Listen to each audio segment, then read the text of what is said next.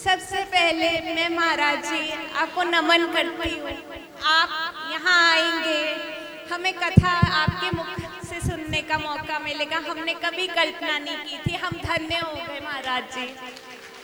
कहते हैं माता पिता के कर्म और तपस्या का फल औलाद को मिलता है, तो मुझे मेरी माँ के तप और मेरे पिता का जो मेरी माँ के प्रति समर्पण है, ईश्वर के प्रति आस्था है, उसका फल मुझे इतनी छोटी उम्र में मिल गया। बचपन में मेरी मम्मा ने, मैं उन्हें कहती थी मेरा कोई भाई क्यों नहीं है, तो उन्होंने मेरे कमरे में श्री कृष्ण जी के बाल रूप की तस्वीर लगवाई थी और कहा था यही तुम्हारे भाई हैं। तो मेरे भाई उनका ख्याल रख रहे होंगे, मुझे यही आशा है। आप सबका बहुत बहुत धन्यवाद। भक्तिमती विदुषी पुत्री आस्था ने बहुत ही सार गर्भित और हृदय से अपने शब्द कुसुम श्रीमद् भागवत को समर्पित की।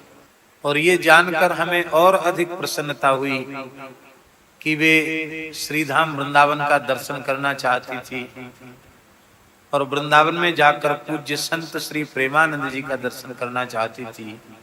और दूसरे ही दिन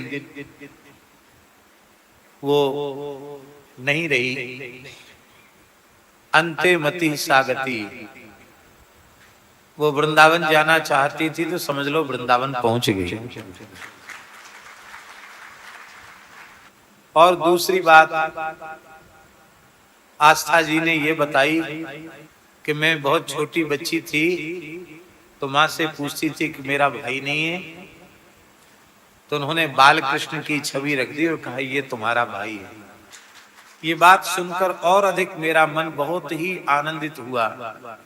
जीवन में गुरु तत्व की उपयोगिता क्या है? जीव का सनातन संबंध, नित्य संबंध परमात्मा से है, पर अविद्या माया के चक्र में फंसकर, संस्कृति के चक्र में पड़कर जीव भगवत संबंध को विस्मृत हो जाता है, भूल जाता है। उस विस्मृत भगवत संबंध की स्मृति गुरुदेव कराते हैं। वो ये बोध कराते हैं कि अब तुम्हारा संबंध भगवान से है, तुम भगवान के हो और भगवान तुम्हारे। और इस संबंध को दृढ़ करने के कारण ही गुरु की विशेष महिमा हमारे शास्त्रों में गाई है। भगवान व्यास ने पुराणों में कहा, नहीं मातृ समो गुरु। जितने गुरु हैं उनमें माता सबसे प्रथम गुरु है और सबसे श्रेष्ठ गुरु है, क्योंकि लौकिक व्यवहारिक सब प्रकार का ज्ञान माँ के द्वारा ही संतान को प्राप्त होता है। पर यह जानकर और अधिक प्रसन्नता हुई कि आपको व्यवहार का ज्ञान तो उन्होंने कराया, उन्होंने तुम्हें परमार्थ का ज्ञान कराया।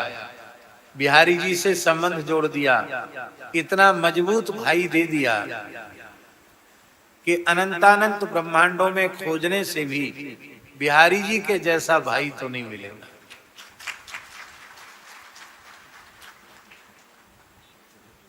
और बहन ने अपने भाई से कह भी दिया कि मेरी माँ को अपने पास रखना।